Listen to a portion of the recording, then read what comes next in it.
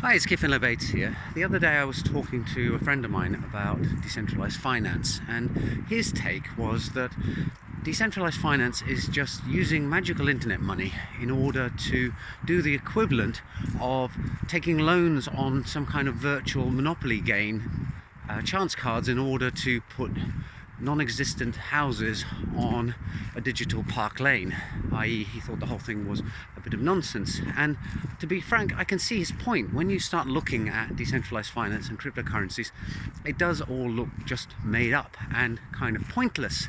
However, my response to him was, well, yes, you may call it magical internet money, but real money is kind of magical money too, just not on the internet.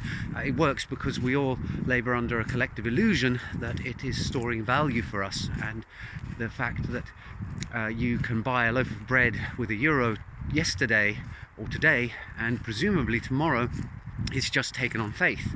We're going on the historical fact that it has continuity and has been able to perform a certain service for weeks and months and years, and therefore will continue to do so into the future. And when you look at the cryptocurrencies that underlie decentralized finance, such as Bitcoin or Ethereum, they've now been around long enough, and there's enough of a collective delusion that they actually are storing value for real. Yes, they are volatile, but not as crazy volatile as they used to be. So certainly the underpinnings are there. And secondly, as for decentralized finance being a crazy game of virtual monopoly, well, if you look at conventional trading, most day traders are doing something called technical analysis. They are not looking at the fundamentals of a company, and in fact, trading on the fundamentals of companies nowadays runs a risk, because there's a fine line between looking at public information and drawing conclusions about where a particular stock is going versus insider trading.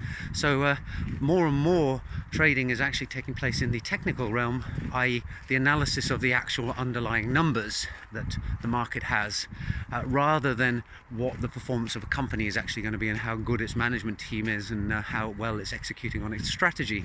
So if you're looking at day trading, well, it's the same kind of crazy disconnected from reality game that is being played there as is being played in decentralized finance. So really there's actually not that much difference between this new kind of trading and this new financial world and the old one. Everything gets abstracted and disconnected from the reality that it's based on to such an extent that for ordinary people, really, it is just a game. It just happens to be a game that, if you play it well, means that you may be able to buy an expensive car and live in a mansion.